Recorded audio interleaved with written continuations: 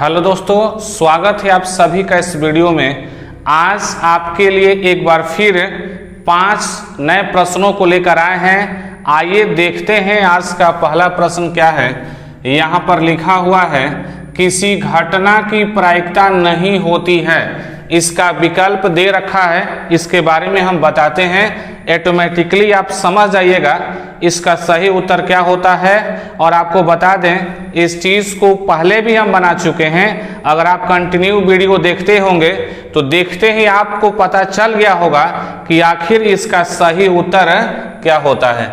आइए, आपको पहले भी बता चुके हैं कि जो प्रायिकता का क्वेश्चंस होता है, प्रायिकता का जो सवाल देता है, यानी कि जब उसको बनाते हैं तो वह आंसर 0 से लेकर के और 1 तक आता है। 0 को अनिश्चित घटना या असंभव घटना कहते हैं, 1 को निश्चित घटना या संभव घटना कहते हैं। यानी कि जो आंसर प्राप्त होगा या तो 0 प्राप्त हो सकता है या 1 प्राप्त हो सकता है या इसके बीच का कोई भी संख्या प्राप्त हो सकता है। जो भी मान प्राप्त होगा इसके बीच का प्राप्त होगा या ये दोनों में से कोई एक हो सकता है।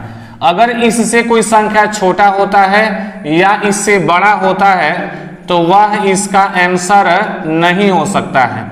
ये जितना हम लिखे हुए हैं ये सब आंसर नहीं हो सकता है। 1, 5, 7, 9, 10 ये प्रायिकता का आंसर नहीं हो सकता है। इस बात को हम पहले भी आपको बता चुके हैं। देखिए यहाँ पर पहला विकल्प 0 है। प्रश्न क्या पूछा है?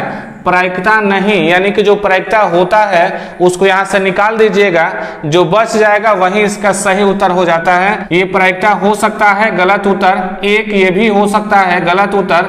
0.2 ये भी हो सकता है, गलत उत्तर। ये जो -1 देख रहे हैं, अभी आपको बता रहे हैं कि माइनस में कोई भी संख्या आवेगा वह प्रायिकता का आंसर हो ही नहीं सकता है। यहाँ विकल्प में दिया है -1, यानी कि ये जो विकल्प है ये सही उत्तर हो जाएगा। क्यों? क्योंकि यहाँ पर प्रायिकता नहीं पूछा हुआ है। ठीक है, अगले प्रश्न की ओर आते हैं कि अगला प्रश्न क्या बोल रहा है। यदि √2 cos थीटा बराबर 1 हो तो थीटा का मान क्या होगा? यहाँ विकल्प क्या दिया है उसको छोड़ दीजिए। आइए देखते हैं कैसे बनाते हैं इसको पहले भी आपको बता चुके हैं, देखकर आप इसका आंसर पता लगा सकते हैं। इस चारों में से इसका सही विकल्प क्या होगा? सबसे पहले इसको यहाँ पर हम उतार लेते हैं। ठीक है, 2 नंबर है, यहाँ पर उतार लेते हैं। क्या लिखा हुआ है? तो लिखा है √2 cos थीटा बराबर 1। आइए कैसे बनाते हैं, बहुत आसान उपाय है इसका। cos थीटा को यहाँ पर उतार लेंगे। ठीक है, cos थीटा बराबर 1/√2 जाकर के यहाँ पर भाग लग जाता है। ठीक है, यानी cos थीटा को यहाँ उतार देंगे। cos कितना का मान 1/√2 होता है? तो अगर आपको चार्ट वाला मान त्रिकोणमिति का याद होगा तो आप जानते होंगे कि cos 45 डिग्री का मान 1/√2 होता है। cos यहाँ से काटिएगा, थीटा का मान आपको 45 डिग्री प्राप्त हो जाएगा। यही विकल्प में कहीं ना कहीं लिखा होगा। पहला 60 दिया है, गलत हो जाएगा।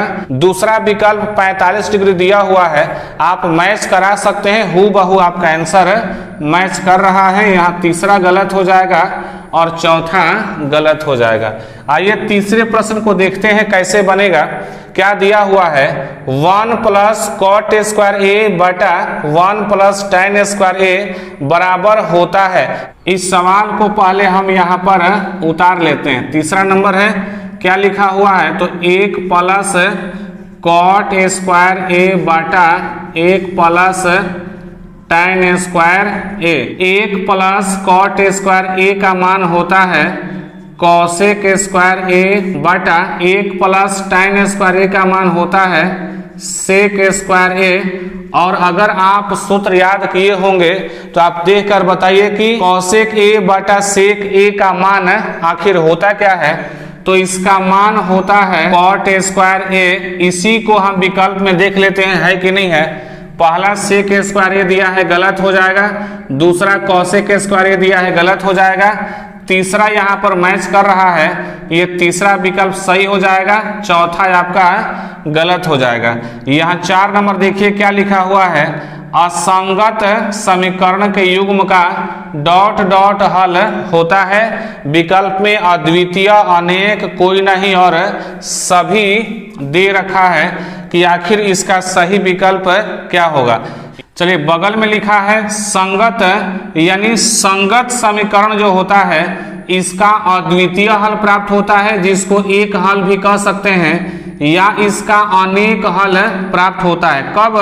जब संगत समीकरण होगा तब। असंगत समीकरण की स्थिति में कोई हल प्राप्त नहीं होता है। इसको ऐसे भी पहचान सकते हैं कि यहाँ दोनों स्थिति में हल की प्राप्ति हो रही है, इसलिए इसको संगत समीकरण कहते हैं, और यहाँ पर कोई हल प्राप्त नहीं हो रहा है, इसलिए इसको असंगत समीकरण कहते हैं। इस तरीके से भी आप इसको पहचान सकते हैं। 5वां नंबर देखिए क्या लिखा हुआ है। वृत्त की स्पर्श रेखा स्पर्श बिंदु से केंद्र को मिलाने वाली रेखा पर डॉट डॉट होती है। इसके लिए यहाँ पर अगर हम वृत्त बनाते हैं, हो सकता है वृत्त हम अच्छा न बनाए हो, लेकिन फिलहाल में काम चला लीजिएगा। बोल रहा है वृत्त की स्पर्श रेखा, ये एक वृत्त है, स्पर्श रेखा बोल रहा है, ये स्पर्श रेखा हो गया। आगे बोला है स्पर्श बिंदु, यानी कि स्पर्श रेखा इस वृत्त के जिस बिंदु के संपर्क में आ रहा है उसी बिंदु को स्पर्श बिंदु कहते हैं। आगे कहता है केंद्र को मिलाने वाली रेखा, केंद्र को मिलाने वाली, यानी यहाँ पर हम केंद्र को इस स्पर्श बिंदु से मिला देते हैं। आगे बोला है कि जो ये केंद्र को स्पर्श बिंदु से मिला दिए, यही रेखा जो है इस विकल्प में किससे मैच कर रहा है, तो तुलना करके देख लीजिए, ये और ये दोनों क्या समांतर है, क्या गलत हो जाएगा। झुकी हुई बोल रहा है, ये रेखा जो है इस पर झुका हुआ नहीं है, ये गलत हो जाएगा।